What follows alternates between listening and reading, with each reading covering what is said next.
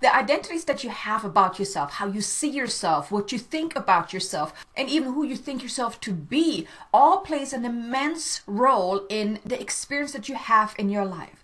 Because anytime when you are going through a period of growth, of inner growth, of healing, of releasing, of letting go, and of really transforming, you also need to adjust your identity because you're growing from within. You're going through all this, maybe dark night of the soul and just this immense growth period. But then if you're not adjusting your identity, how you see yourself, and making that matching to that growth you experience, you're actually causing a misalignment, because those old identities still play a very big role in the background. They're still playing whether you're aware of it or not. And then they can actually sabotage any efforts that you're putting in, whether it is you have done a lot of inner healing to really step into your power, but you're not really seeing yourself as that empowered self yet because you haven't attuned your identity to that new you that you have grown into. Then that identity is still playing in the background, still believing that you're not good enough, you can't do things, that you're not empowered or whatnot, but your true self is actually very much empowered because you have done the inner work. So you need to adjust your identity to match that growth. Anytime you're growing, anytime you're moving forward, you need to adjust your identity. Even if you want to do something that is really outside of your comfort zone, you first must adjust your identity to really see yourself as someone that can do those things. That, let's say you want to become a spiritual mentor, spiritual teacher, or start a spiritual business, or just be a leader, a way shower, or a mentor, a guide to others. Well, if you don't see yourself as such, well, there's a disconnect in there. There's a misalignment. And then anything that you're trying to do to move forward will actually, you're self-sabotaging yourself because your identity is in misalignment in what you actually want to create, who you want to grow into. And this is with any area of your life. Whether it's, let's say, you want to lose weight and you're exercising and you're doing all these things, but if your identity is still of that person that is overweight, not very active, not very healthy, then any activity you're doing trying to better your health will actually be more challenged because your identity is simply not a match with who you want to grow into. And in this video today, I want to share with you how these identities, these old identities, can actually hold you back, and 7 steps on how to really break through them and align yourself or create a new identity for yourself that is in alignment with who you want to grow into. So the way those old identities tend to show up in your life and really sabotage any of your efforts is, so let's go back to the first example of starting a business or being a way shower. Let's say you really want to step up and really step into your purpose and do something that really leaves an impact or makes an impact. Maybe you want to become a speaker or something like that, or a teacher, whatever it is. And that is your dream. That is your desire. That's what you feel called to step into.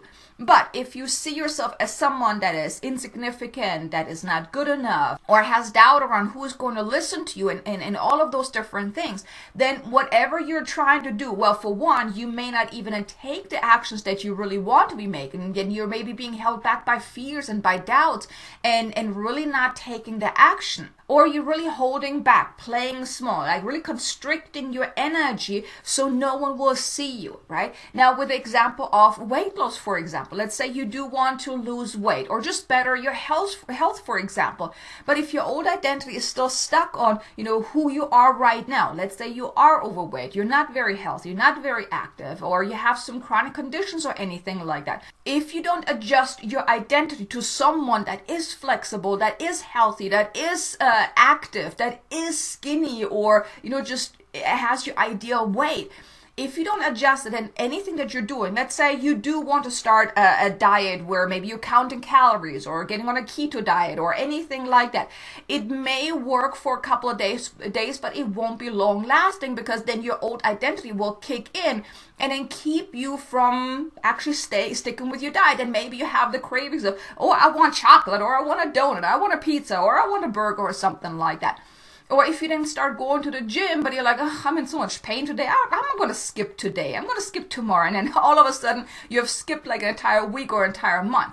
And that's because the old identity is at play. Your old identity kicks in whenever you're trying to change something, whenever you're trying to move into an area that is not comfortable to your old identity. So that's why it is so important that anytime you want to change something in your life, or even you have grown, you have transformed, you have done all your work, you need to adjust your identity to match that person that you want to grow into. And let me share with you those 7 steps on how you can really do that. How can you adjust your identity, the self-image of how you see yourself, so it can be in alignment with who you truly want to be, that future self of you that is healthy, that is successful, that is abundant, that has a lot of money, whatever it is that you want. It starts with your identity. So here are the 7 steps on how to do it. The first one is you want to notice any misalignment to who you want to be and how you see yourself right now. So if you want to be a successful entrepreneur, a wayshower, have a very successful and lucrative spiritual business, you want to check in with yourself. Well, how do you see yourself right now? Do you actually see yourself as someone that can make an immense impact, get compensated very, very well for your work, that others really would love to learn from you and work with you? Do you see yourself as that? Or do you see yourself as someone, well, who's going to want to work with me? And no one is going to pay me for what I do. And I'm not good enough. I haven't really experienced a lot. I have still so many problems, and I haven't really overcome my problems yet. So who am I to actually make an impact? You want to notice any of such misalignments, because if you want to become a successful entrepreneur, or even anything else in your life, I'm just using the entrepreneur as an example, but if you have this desire to make a change, to do something in your life, but you're not seeing yourself as someone that can really do that, that's that misalignment. So the first key is you want to become aware of that misalignment, because once you have the awareness, well, then you have the power of choice. You can do something about it.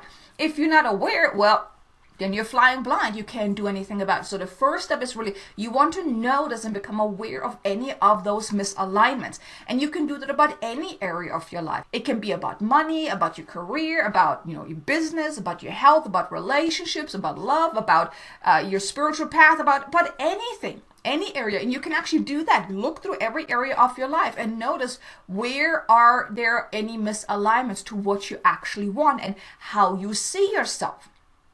That's the first thing. Awareness is key. Then the second step is you want to uncover, how are those old identities still serving you? Because if you're still holding on to those old identities, okay, it could be because you simply weren't aware of it and you didn't think about, hey, maybe I need to upgrade my identity, and hopefully this video will then inspire you to do so. But certain identities, certain old identities, they're actually serving you, and you want to uncover, how is not letting go of those old identities still serving you?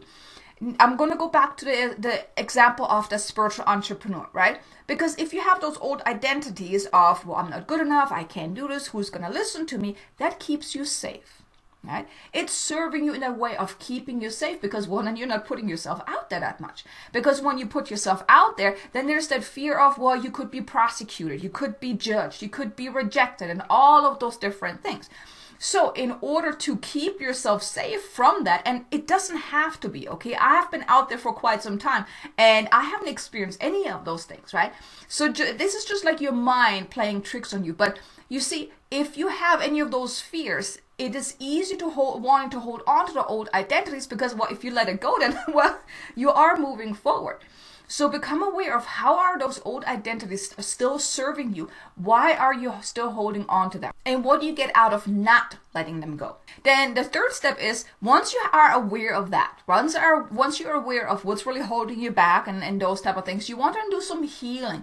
Do some healing around any of those blocks, those limiting beliefs, those fears, those doubts, the past wounds maybe that are still affecting you today, because maybe you have put yourself out there in the past and you had a really bad experience, and now it's like, well, you're kind of like still licking your wounds, like, I'm not doing that, I'm not going out there because I could get hurt again. Right? So you want to do some healing around that, and maybe go a little deeper. Maybe there's even some past life things that are hurting you as well, that are affecting you. But the third step is, you want to take that time to really do some healing and releasing, because if you on your own are not able to just let go of the old identity, that's because there are certain negative attachments to that, and you want to heal and release that. Then the fourth step is, once you have done that healing and clearing and releasing, and really decide that you're ready to let go of those old identities, you want to then create a new identity. Thinking about or considering, what do you want? Who do you want to be? What do you want to experience? Like really here, dream big. And what is it that you want? Who do you want to be? Get clarity around that. And here you may even want to write it down. Like really get crystal clarity around who you want to be. If you do want to be a highly successful spiritual entrepreneur, spiritual mentor, spiritual teacher, or healer, then get clarity of what does that entail. Because that then also means that you're impacting hundreds and thousands, maybe even millions of people, if that is what you would like. So you want to get clarity of what will that look like? Who will you be then? And that's the important thing. You want to write down the specifics about your future self. You can think like, okay, who would I be when I'm there? When I'm at that level of where I want to be, who would I be then? And get clarity of those aspects, because if you're not there yet, that's because you haven't grown into that version of you yet. And by you becoming aware of who will you be then, your traits, your habits, how you show up in the world, and those type of things. Once you get clarity around that, you can then go into the fifth step, which is you want to connect with that future version of you and then really embody the essence of your future version. And how that works is you basically tune in. Like once you have gotten clarity of the things that you want and who you will be and those type of things, you really want to connect with that future version of you. Because your future version of you and even your inner child, they're all connected, right? So all versions of you, past, present, future, they're all part of you, and you can connect with it. You can tune into it. If you can see it within your mind's eye, then you already have an energetic connection to it. So if you can see within your mind's eye of the life that you want to live, the things you want to be doing, who you will then be, and really get that clear. Because if I were to invite you right now to envision a life where you are very, very wealthy, pictures will come into your mind. Or if you're not very visual, you will at least have somewhat of a sense of what that will look like. Maybe you were thinking, well, then I live in a beautiful big mansion and I have maybe a stable with horses, or I have a stable with many, many cars, or I travel first class. You will have somewhat of a sense of what your life would be like if you were to be a millionaire, right? And that's what I'm talking about. If you can see it within your mind's eye, or if you have that sense, that inner knowing of how that will then be, how your life will then be, you already have that an energetic connection to it. And then here you want to take it a little further. You really want to see yourself being in that life already. You can really see yourself living that life and then soaking in the experiences. Like you actually seeing that. It's not just like you watching a movie, but you actually in the movie where you're experiencing all these things. And you can even visualize and you getting up in the morning, getting out of your bed, and it's very, very comfortable. Maybe you have this huge bed, a huge room. And then, going into your slippers, they're very comfortable, very expensive. And then maybe walking down into your kitchen, making yourself breakfast, and then doing whatever. Really imagine how your day would be and really feeling it. That's the key. You want to feel that. Feel the things that you will then experience. Like also, and then how are you going to respond to certain things? You can actually imagine certain things. And let's say you do want to be a very successful spiritual entrepreneur. You can then tune into that. Well, what would your day look like? How many hours are you going to be working? How are you going to work with clients? Or are you going to be doing videos, for example, or whatever it is? And really see yourself actually performing the duties. You want to really experience it and then really soak in the emotions, the feeling, the experience, the energies, really soak it in. That's how you start to embody it. But just know that by you connecting with that future self, and you can actually bring in the frequency, that's what will help you also adjust your identity, because your future self doesn't see yourself as how you see yourself right now, right? So by you connecting with your future self and really embodying the frequency, really bringing it and experiencing it, feeling it, seeing it, and then really bring it in and like draw it into your heart, that's what will then help you become that future version of you. Then when you come back, then the sixth step is you want to really claim it. As you're bringing in the energies, you're really feeling it, you want to say, yes, this is it. This is me now. Now, of course, it's not going to then you're doing this kind of exercise and then all of a sudden you have this life. That's not what it is. However, by you keep bringing in that energy, connecting yourself with it, you will then notice that and then of course you're claiming it. You're claiming that this is it. This is not just a dream. This is not just like something that I'm visualizing. No, you're actually connecting with it on a such deep level that you're claiming it as yours. This is who you are growing into. The more you do this, the easier it will be for you to then really adapt to that identity, really seeing yourself as that person who has whatever you want.